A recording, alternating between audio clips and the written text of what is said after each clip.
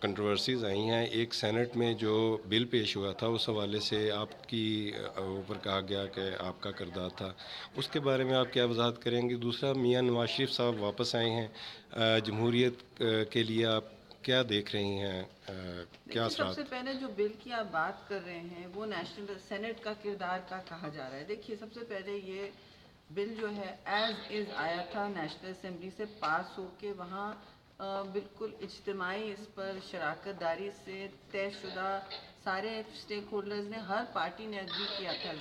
ہم نے یہ چودھری اعتزاز احسن کے دفتر میں انہوں نے بلکہ خود یہ کلوز دیکھا کہ یہ پروویزو نہیں ڈالا گیا ہے, اور یہ کریٹ ہوا تھا لکونہ پولیٹیکل پارٹیز ایکٹ کے رفیع سے, روپا سے نہیں ہوا تھا, پولیٹیکل پارٹیز ہے, کیونکہ 8 آپ کو پتہ ہے ایکٹ اس طرح کے ریپیل ہو رہے تھے. تو اس میں یہ ہم نے کہا ہم یہ پروویزو ڈال دیتے ہیں کہ ایسا نہ ہو. اب اس پروویزو کے لیے ہم نے 3 دن لیجسلیٹو ایک لیڈر آف اپوزیشن کی طرف سے مستقل الرٹ چل رہا تھا. آپ بتائیں, آپ کو مجھ سے بہتر پتہ ہے کہ کون کون وہاں موجود تھا کون نہیں تھا. ہم نے اپنی 3 دن حاضری بالکل یقینی بنائی, اور بلکہ 4 بجے سب کی فلائٹیں میں نے کہا سب بدلیں, 7 بجے کی رکھ لیں, 10 بجے کی رکھ لیں, بیکاز کچھ پتہ نہیں اگر کلاس بائی کلاس جا رہے ہیں تو یہ کتنی دیر.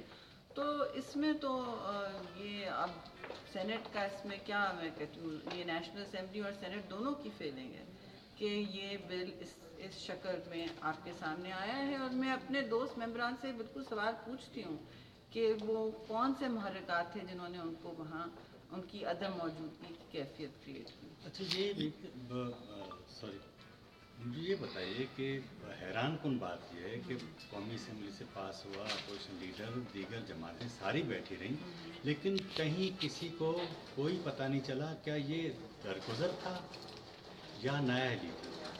یہ تو آپ قومی اسمبلی سے ضرور سوال کیجیے گا, تو میں بھی سننا چاہوں گی کہ کیا جواب ہے ان کا.